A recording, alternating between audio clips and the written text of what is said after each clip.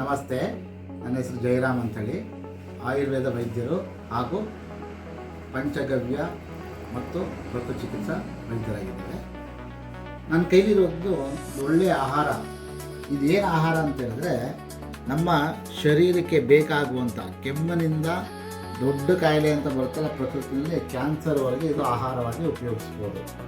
ಇದು ನಮ್ಮ ಸನಾತನ ಪದ್ಧತಿಯಲ್ಲಿ, ನಮ್ಮ ಪ್ರಕೃತಿಯಲ್ಲಿ ಅನೇಕ ರೀತಿಯ ನಮ್ಮ ಸುತ್ತಮುತ್ತಲೇ ಬೆಳಿಬೇಕಾದಂಥ ಧಾನ್ಯಗಳನ್ನ ಉಪಯೋಗಿಸಿರ್ತೇವೆ.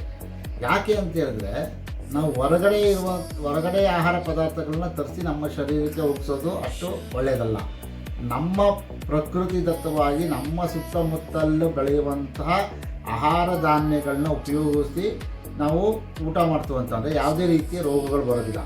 ಹಾಗೆ ಏನಕ್ಕೆ ಹೇಳ್ತೀನಿ ಅಂತಂದರೆ, ನಮ್ಮ ಸನಾತನ ಋಷಿಗಳಲ್ಲಿ ಒಬ್ಬರು ಚರಕ ಮಹರ್ಷಿ ಅಂತ ಇರ್ತಾರೆ. ಆ ಚರಕ ಮಹರ್ಷಿಗಳು ಒಬ್ಬರು ಶಿಷ್ಯರು ಇರ್ತಾರೆ. ಅವರೇನಪ್ಪ ಅಂತಂದರೆ ವಾಗ್ಭಟ ಮಹರ್ಷಿ ಅಂತೇಳಿ. ವಾಗ್ಭಟ ಮಹರ್ಷಿಗಳು ಸುಮಾರು 48 ಗಿಡಮೂಲಿಕೆಗಳ ಉಳ್ಳಂತಹ ಅಡುಗೆ ಮನೆ ಔಷಧಾಲಯ ಅಂತ ಹೇಳಿದ್ದಾರೆ ವಾಗ್ಭಟ ಋಷಿಗಳು. ಹಾಗಾಗಿ ಈ ವಾಗ್ಭಟ ಋಷಿಗಳೇನು ಜಾಸ್ತಿ ಪ್ರತಿಪಾದನೆ ಮಾಡಿದ್ದಾರೆ ಅಂತಂದರೆ, ಒಬ್ಬ ಮನುಷ್ಯ ಆಹಾರ ಆಗಿರಬೇಕು ಅಂತಂದರೆ, ಆರೋಗ್ಯವಾಗಿರಬೇಕು ಅಂತಂದರೆ ಅವನು 48 ಗಿಡಮೂಲಿಕೆ ಉಳ್ಳಂಥ ಔಷಧೀಯ ಅಡುಗೆ ಮನೆ ಔಷಧಾಲಯ ಅಂತ ಕರ್ತಿದ್ದಾರೆ. ಹಾಗಾಗಿ ನಮ್ಮಲ್ಲಿ ನಾವೇನು ಬೆಳಿತೀವಿ, ಮೆಣಸು, ಜೀರಿಗೆ, ಈ ಥರದ್ದೆಲ್ಲ ಒಂದೊಂದು ಆಹಾರ ಆಗಿರುತ್ತೆ.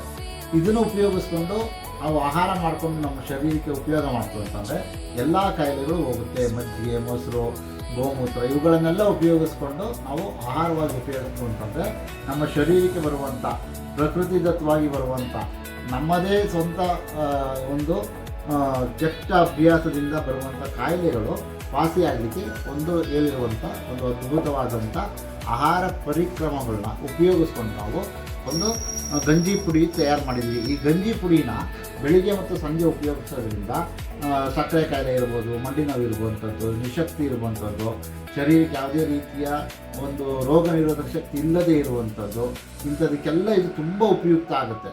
ಸೊ ಹಾಗಾಗಿ ಇದನ್ನು ಕುಡಿತಾ ನಮಗೆ ಯಾವುದೇ ರೀತಿ ಮಂಡಿ ನೋವು, ಬೆನ್ನು ನೋವು, ಕತ್ತು ನೋವು, ಕುತ್ತಿಗೆ ನೋವು, ಇದ್ರ ಜೊತೆಗೆ ಯಾವುದೇ ಡಯಾಬಿಟೀಸು, ಈ ಥರದ ರೋಗಗಳು, ಒಬೇಸಿಟಿ, ಹೆಣ್ಣು ಮಕ್ಕಳ ಮುಟ್ಟಿನ ಸಮಸ್ಯೆ, ಇದರ ಪ್ರತಿಯೊಂದು ಕಾಯಿಲೆಗಳು, ಕೆಮ್ಮಿನಿಂದ ಕ್ಯಾನ್ಸರ್ವರೆಗೂ ಇದು ಆಹಾರವಾಗಿ ಉಪಯೋಗಿಸಬೇಕಾದಂಥ ಒಂದು ಒಳ್ಳೆಯ ಆರೋಗ್ಯ ಸಂಜೀವಿನಿ ಅಂತಲೇ ಹೇಳ್ಬೋದು.